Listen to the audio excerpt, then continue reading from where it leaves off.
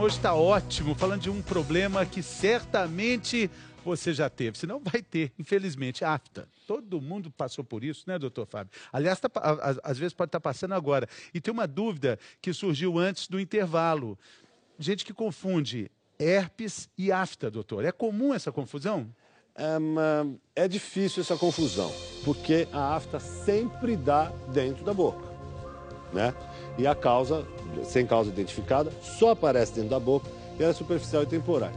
Já o herpes, a grande maioria das vezes o herpes acontece... Doutor Fábio, fora da boca não é afta, então? Fora da boca não é afta.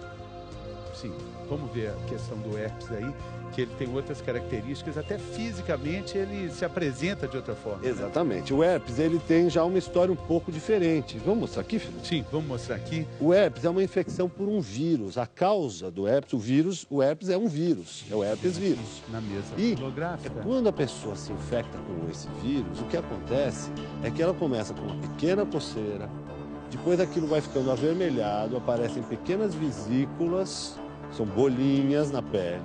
Essas bolinhas elas podem estourar, se unir, aí dali pode ser que fique parecido uma úlcera que pode confundir com afta. Mas tem toda uma história para chegar lá. Agora aqui tá representado, até se afastar um pouquinho, olha, tá representado aqui esse... Claro que numa proporção ampliadíssima, esse né? é o vírus que causa herpes.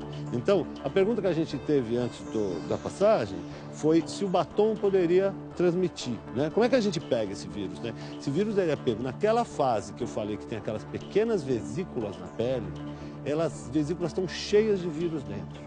Então, se tiver um contato físico durante essa fase, esse vírus pode se implantar na pele e passar a doença. Então, o batom, sim, pode causar herpes, o beijo, o compartilhamento de talher, de copo, canudo, especialmente naquela fase onde tem as vesículas.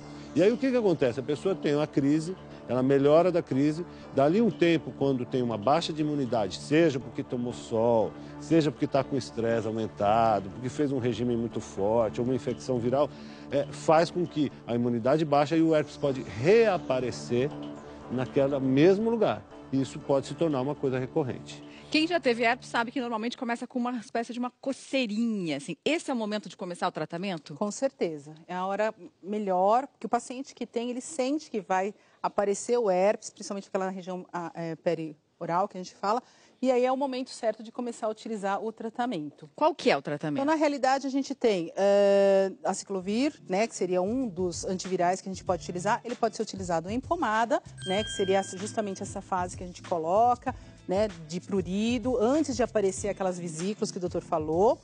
E em pacientes que têm surtos subsequentes, que realmente a pomadinha não está resolvendo, aí sim a gente pode lançar mão do aciclovir via oral. Existem outros antivirais, o aciclovir é um deles, né, o mais comumente utilizado, e dependendo do caso a gente pode utilizar outros antivirais. Porque tem gente que tem herpes repetidamente, com certeza, assim, né? direto. Esses casos mais complexos, Mariana, que são crises muito repetidas e muito frequentes, às vezes tem pacientes que você faz um tratamento crônico, um período prolongado com aciclovir para diminuir aquela população viral, justamente para evitar novas crises. Né? Agora, a gente já falou aqui, né, doutores, que o herpes manda um telegrama, assim, avisando, né?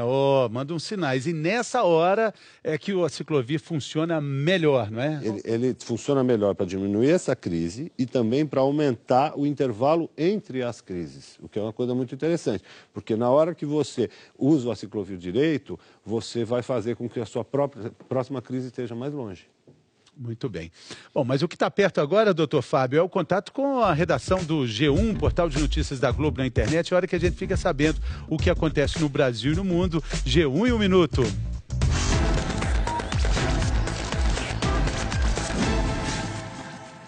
Bom dia, o IBGE divulgou uma pesquisa agora de manhã que mostra que em 2013 o Brasil tinha um policial militar para cada 473 habitantes. No caso da Polícia Civil, esse número era de um policial civil para quase 1.800 habitantes. A pesquisa mostra também que o número de mulheres na PM em 2013 ainda era muito pequeno, não chegava a 10%. E olha essa imagem, essa foto foi tirada logo depois dos atentados do 11 de setembro nos Estados Unidos. Depois da tragédia, essa mulher passou anos em depressão, se envolveu com álcool e drogas e agora, 14 anos depois, ela morreu de câncer no estômago. Essa foto foi uma das mais marcantes do atentado que deixou quase 3 mil mortos. Em Vitória, no Espírito Santo, um homem tentou roubar o celular de uma menina de 23 anos, mas mal sabia ele que ela era lutadora de jiu-jitsu. Ela viu que o cara não estava armado, começou a bater nele e ele foi preso.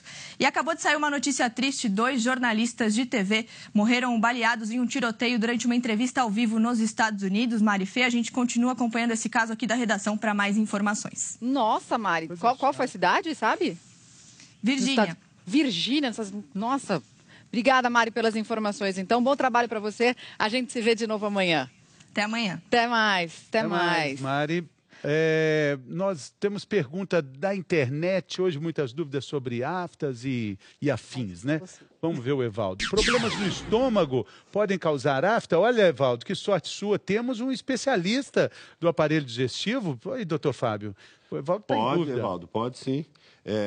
O que acontece é que a acidez do estômago ela pode subir para o esôfago através de uma maneira patológica, que não é para acontecer, mas pode acontecer, causando a doença do refluxo gastroesofágico, que quando é muito intenso pode levar a rouquidão, pode levar a afta, em casos extremos pode até diminuir o esmalte do dente, propiciando ter mais cárie.